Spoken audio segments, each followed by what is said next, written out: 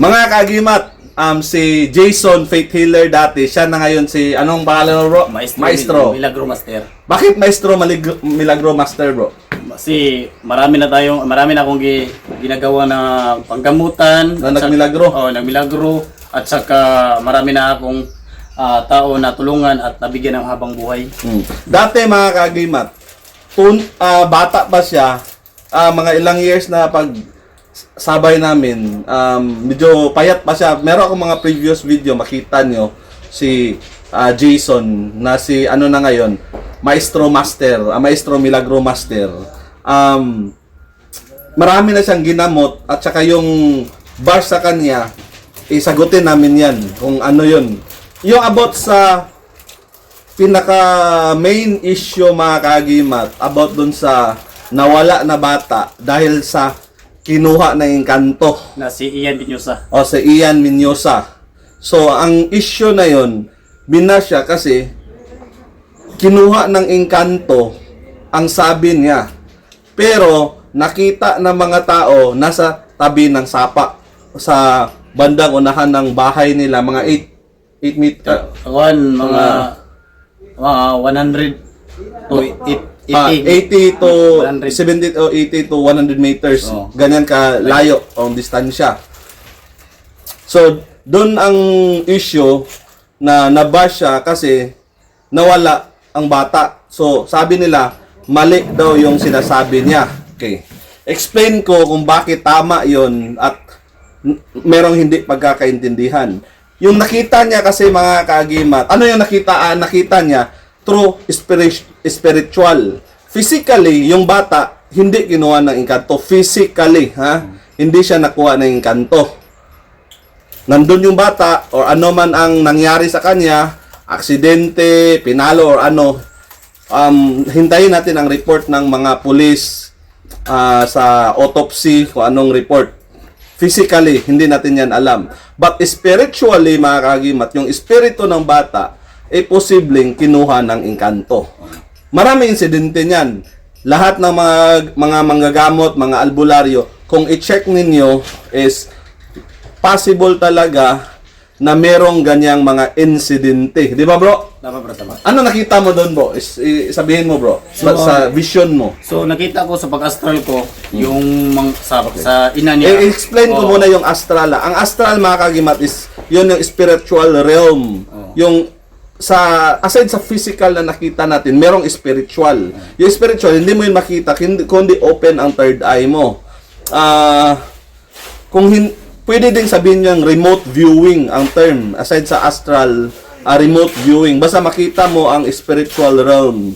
Okay mga kagimat, maraming taon open ang third eye, nakita ng mga spirito, nakita ng mga engkanto. Okay, yan ang ibig niyang sabihin. So, nakita mo, bro. So, pag astral ko sa ina, bro, pag in-astral ko, pag umbilsahan ko ng pang-astral ko, paggamot sa kanya, yun, sabi ng ina, nakita niya na itim. Maraming itim na nakapandong sa bata. Maraming itim. So, okay. Ibig sabihin nun, ang mga maraming itim, yung bata, ang katawan ng bata, napalibutan na yun ng itim na mga espiritu or elemento. Pero hindi yung yung spiritual. Ang espiritu ng bata is nagapos na ng mga engkanto.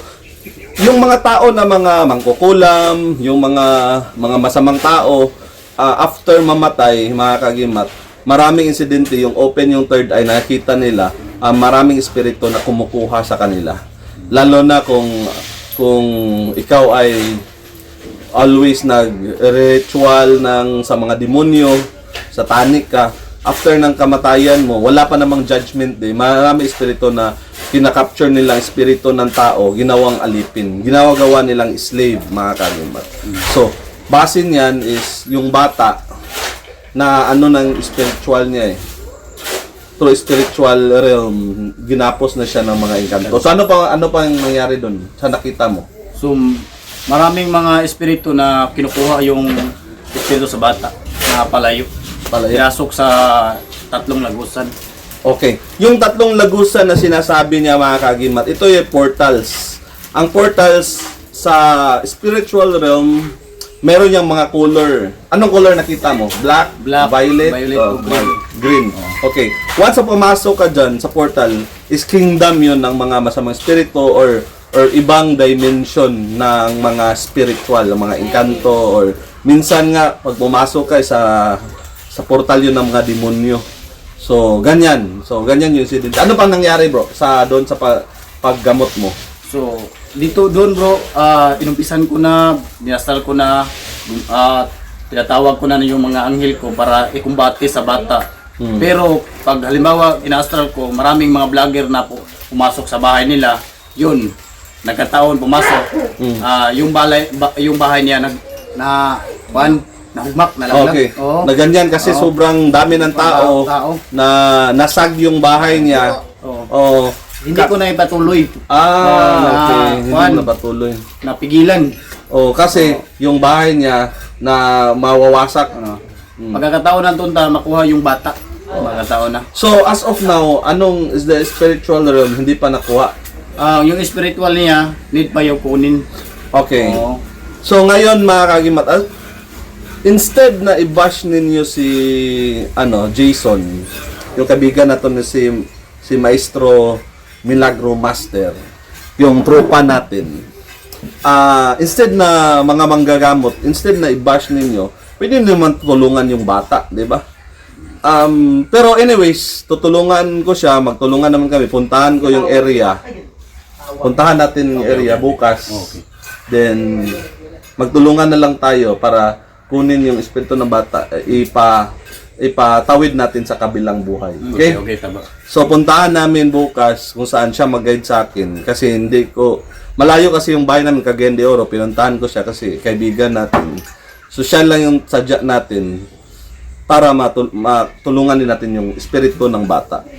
But the physical body, kung anong nangyari sa kanya, hintayin natin ang report ng police sa mga doctors, sa mga expert dyan, sa autopsy niya, ano bang investigation.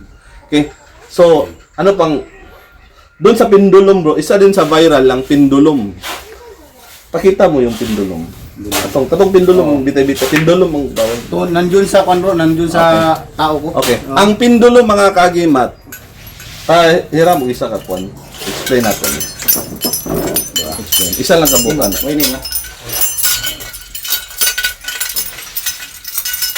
Isa lang bro, isa lang. Okay, ako sa pondo. Kani triangle. Okay. Ito mga kagimat, ang tawag nito pendulum or sa English pendulum. Maraming hindi alam nito, akala nila, binaviral nila. Yung iba coconut, yung ibang tao kaldero, yung iba buti ng bita ng fighter wine, Ako ba naman kulapo? kulapo, o ano bang mga memes na ginawa nila, tanduay, Tonton. oo, tonton. Pero maganda na pendulum yung tonton sa pang-construction. Basta importante, magalaw siya. Ang instruction kasi nito, kahit kayo, subukan nyo, gagalaw to sa pamagitan ng yung isip. Pwede siyang magalaw ng spirito, pwede din sa gabay, or kung hindi ka naman tumawag, wala kang gabay, hindi mo alam, mag-focus ka lang, gagalaw siya kahit hindi mo sinasadya. Gagalaw talaga siya. Gagalaw siya, depende sa question mo. Okay? Sa side niya, napagalaw, ang pinagalaw niya dito is yung spirito ng mga kanto, or sino pag gabay mo Yung or gabay. mga inkanto? Yung gabay mo. Yung gabay. Tinawag niya ang pangalan niya, ang galang gabay. For example, name ng kanyang gabay is Pedro. Darating. Ang spirito kasi, pag once tinawag mong name niya, is faster than light. Faster than light. Pag tawag mo ng pangalan, nandyan na siya, kaagad. Okay. Tapos, tinanong niya, magagalaw sa pamagitan ng mga question niya. Okay?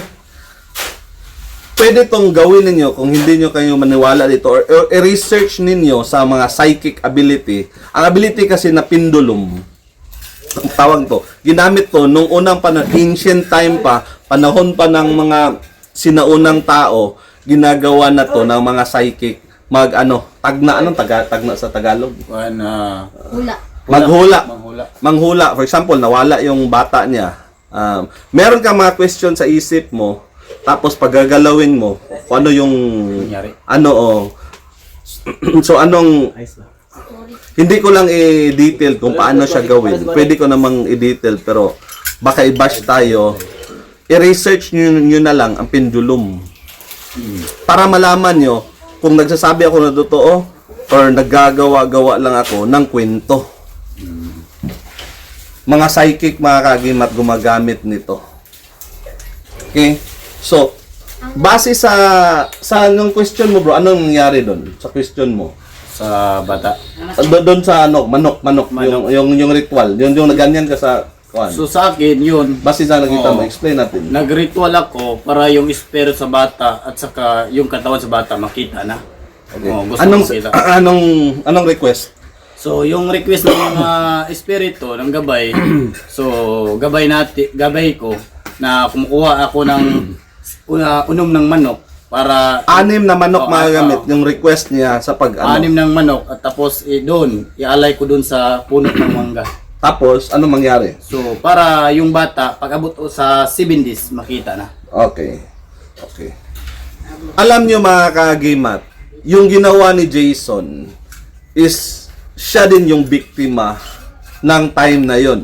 Alam niyo kung bakit? Ang mga spirito, meron kasing spirito na ang mga sinungaling, spirito na para ding mga tao. Ang spirit is real person talaga, pero wala silang physical body. Meron tao na, kagaya ng tao, merong sinungaling, merong tahimik, merong nagpa-prank palagi, merong palaging galit, merong mabait, gustong tumulong. Para yung personality nila katulad ng tao na hindi sila pareho pero iba-iba. Yung tinawag na espiritu is baka sinungaling yun or yung tinawag niya na espiritu or gustong mag-ritual para masaulit yung bata, nagbigay kasi ang mga ritual kasi mga kagimat is gusto yun ng mga espiritu. Once nag-alay ka, masarap yun sa kanila, sa feeling nila, yung energy nila, madagdagan, gusto nila yun. Kahit usok, mag-alay ka ng usok, gusto nila yun, mga blood sacrifice or animal sacrifice, yung mga dugo, inalay, gusto nila yun. Yun yung mga gusto nila. So, nung time na sinabi ni Jason na ilang manok, 6, 7, or 3, minsan pa nga, yung iba, baboy, para lang gusto ng mga espiritu, mga engkanto, mangyari yun, nilinlang nila si Jason. Kasi ang gusto nila, nagsinungaling sila para makaalay lang si Jason ng manok o yung pasyente. Kasi yun yung gusto ng mga espiritu, mag-alay. Katulad ng tao, bigyan ka lang ng pera, di ba? Marami ng scammer na tao ngayon, magawa ng kwento para bigyan ka lang ng pera. Ang mga spirito ay ganyan din. Gusto nila ng mga ritual. Kaya nila magawa-gawa ng kwento, manin lang, para lang makaritual. Kasi gusto nila yon. At yung maraming spirito, mga engkanto, mga sinungaling. Kaya mag-ingat tayo sa ganito na pamamaraan. Okay, bro? Okay, bro. Tapos paano pang issue nun? So, pagkatapos ko bro, maraming tao doon. So, tapos, nag-umpisan ko na lang ritual sa puno ng mangga na malaki. Doon ko merong nakita ko at narinig ko na merong bata na umiyak. Sa mangga? Sa mangga. Kahit wala namang bata doon, walang bata. Merong mga video na marami, naka-video, na merong bata na umiyak. Na may narinig ng mga tao.